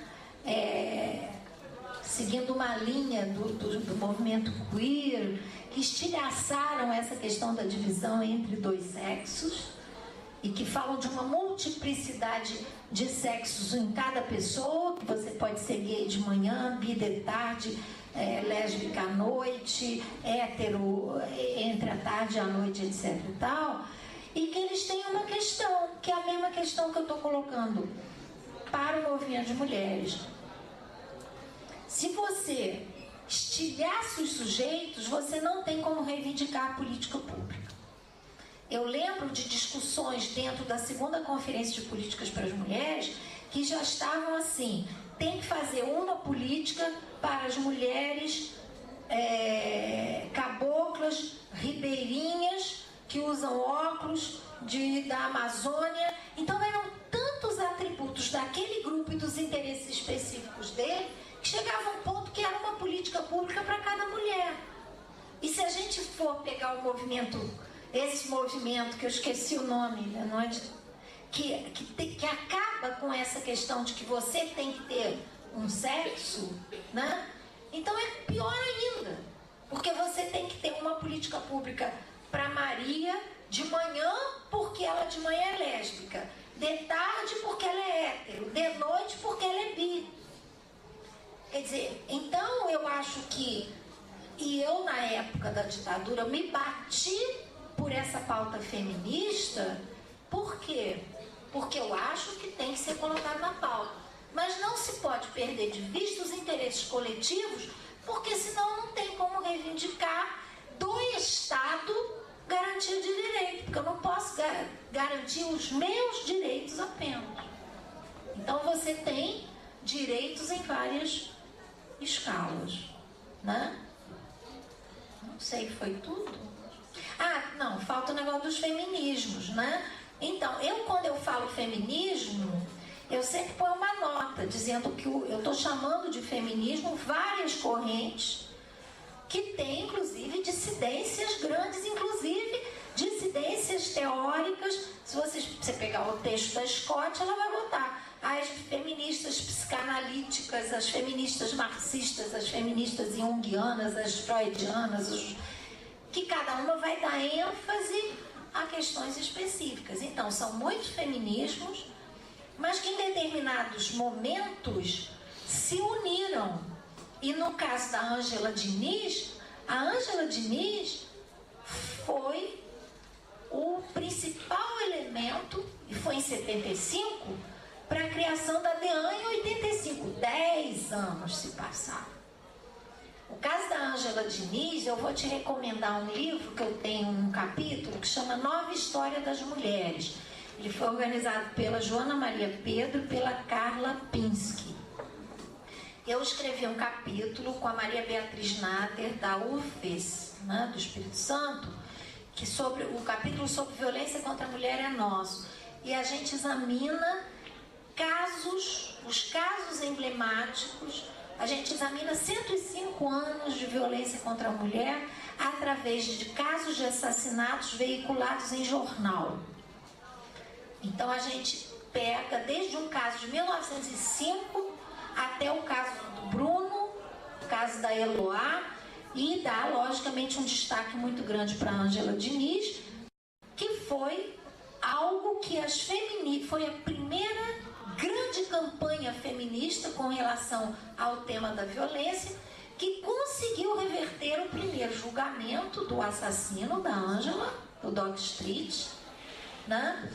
E conseguiu então que ele fosse considerado culpado, né? E ele teve um grande advogado, que é o Evandro Lise Silva, que colocou o crime como um crime de honra e ele praticamente como a vítima de uma mulher fatal, né? De uma puta, de uma mulher que era lésbica também, que achincalhava ele, a honra. Foi um crime de honra, como Gilberto Freire descreve que existia no Brasil colonial, né? E esses crimes de honra continuam por aí, né, gente? Quando... e aí tem toda uma discussão dentro da própria Maria da Penha, qual é o grande delito que essa lei enfoca, apesar de ser a violência doméstica, familiar, etc. É a violência conjugal, e é a violência conjugal cometida de homens contra mulheres. Este ainda é o nosso principal problema. Ele que deve ser e que está na pauta feminista das políticas públicas ligadas à violência contra a mulher. Mais alguém? Fechamos? Bom, então a gente agradece imensamente a Lana por tua vinda. Pode me chamar de Leila, porque tem um livro que eu esqueci de quem é, acho que é da Miriam Goldenberg, que diz assim: toda mulher é um pouco Leila Diniz. Então também sou. A gente agradece a tua vinda, a tua colaboração aqui com o nosso evento, a sua discussão, debate, socialização de conhecimentos. Reitero o agradecimento à presença de todos. Aproveitamos aqui para fazer uma homenagem que, na verdade, foi um esquecimento não ter feito no início, já que se falou tanto desse feminismo de segunda ano dos anos 60 e 70. Esse ano o movimento feminista brasileiro perdeu uma das suas mais expressivas representantes, uma das mulheres que contribuiu muito para esse período aí, para a reconstrução desse movimento feminista, que foi a professora Rosemarie Muraro, felizmente falecida. Então fica aqui também a nossa homenagem, assim, a sua memória e a sua luta e a contribuição dela para a causa democrática, para a causa feminista brasileira. A gente agradece a você, Lana, por ter nos presenteado aqui com a sua presença. Foi a da Rosa dos Tempos, que foi a editora dela. Da Rosemarie. Bom, e agradecemos a todos vocês. Eu quero reiterar aqui meu agradecimento especial a Thaís Freitas, né, bolsista, colaboradora comigo lá do GFISP, que tornou possível muito desse trabalho. Enfim, boa noite a todos. E aos alunos do primeiro período, sejam bem chegados ao nosso curso. Obrigado.